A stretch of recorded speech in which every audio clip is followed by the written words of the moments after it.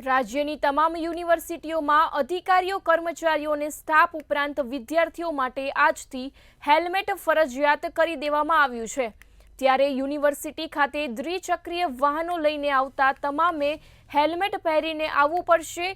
રાજ્યના ડીજીપી વિકાસ સહાય દ્વારા આ અંગે પરિપત્ર પ્રસિદ્ધ કરવામાં આવ્યો છે।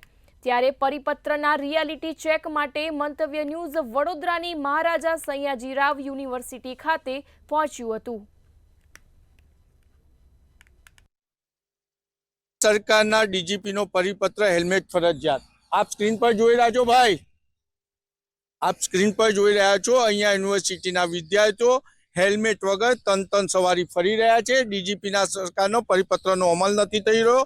આપણે અહીંયા જતી વિદ્યાર્થીને પૂછ્યું, ડીજીપીએ હેલ્મેટ ફરજિયાતનો પરિપત્ર કર્યો છે વિદ્યાર્થીઓ માટે, શું કહેશો?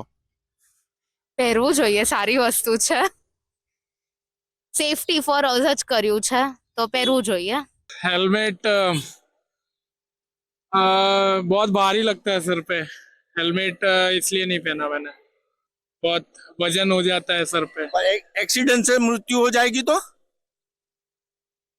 बात सही है, पहनना चाहिए हेलमेट हमें।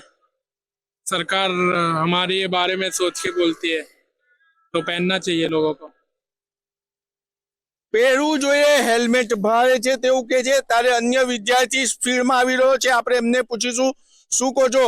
ડીજીપીએ પરિપત્ર પાડ્યો છે બહાર કે યુનિવર્સિટીના વિદ્યાર્થીઓએ હેલ્મેટ ફરજિયાત પહેરો, હેલ્મેટ નથી પહેર્યો, કેમ? હા, હું આજે ભૂલી ગયો ઉતાવળમાં, તો મારે ડ્યુટી છે અત્યારે એટલે। આપણે અન્યની સાથે વાત કરીશું, શું કહો છો? તન સવારી આવી રહ્યા છે અને હેલ્મેટ નથી પહેર્યો, ડીજીપીએ હેલ્મેટ પહેરવો ફરજિયાત કર્યો છે, શું કહેશો? ઉતાવળમાં નીકળ્યો એટલે ભૂલી ગયો। પણ સ્કૂટર તો ઉતાવળમાં લઈને નીકળ્યા, તો હેલ્મેટ ને યાદ ના આવ્યો? નેક્સ્ટ ટાઈમ થી લઈને આવીશ। આપણે અન્યને પૂછીશું, શું કહો છો વડીલ? યુનિવર્સિટીમાં હેલ્મેટ ફરજિયાત છે, હેલ્મેટ પહેર્યા વગર આવ્યા છો, કેમ? યુનિવર્સિટીમાં હેલ્મેટ થી દેખાતું જ નથી। હેલ્મેટ થી તો એક્સિડન્ટ થવાના ચાન્સ વધી જાય। હેલ્મેટ થી સંભળાતું નથી હોર્ન, તમે સાઈડ પર કોણ આવે છે જજમેન્ટ ના આવે, દેખાય નહીં। અને બીજું શું થાય ખબર છે? હેલ્મેટ થી સફોકેશન થાય છે, ગભરામણ થાય છે હેલ્મેટ। મારા પાસે 2 હેલ્મેટ હતા કોસ્ટલી। ભઈલા અહીંયા આપ જોઈ શકો છો, હેલ્મેટ વગર લોકો દોડી રહ્યા છે, પરંતુ અહીંયા સરકાર અમલ નથી કરાવી શકવાની, કારણ કે એમની પાસે ટ્રાફિકનો વેલકમ જ નથી, ટ્રાફિક પોલીસ નથી, અને એના કારણે જ લોકો હેલ્મેટ વગર ફરી રહ્યા છે, નવા ની તો બહાના કાઢી રહ્યા છે।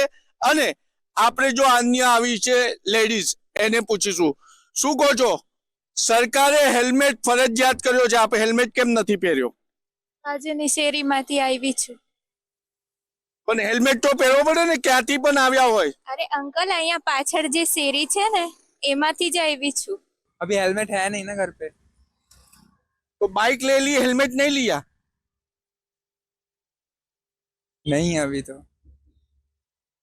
એટલે આપ જોઈ શકો છો બધા બહાનાકારે છે। આપણે અન્ય વિદ્યાર્થીની પણ જોઈ શકીએ છીએ સ્ક્રીન પર કે બાઇક અને વ્હીકલ મૂકીને ભાગી જાય છે। એટલે યુનિવર્સિટીમાં ગુજરાત સરકારના ડીજીપીના પરિપત્રનો અમલ થઈ શકે તેમ નથી, કારણ કે ટ્રાફિક પોલીસ છે નહીં।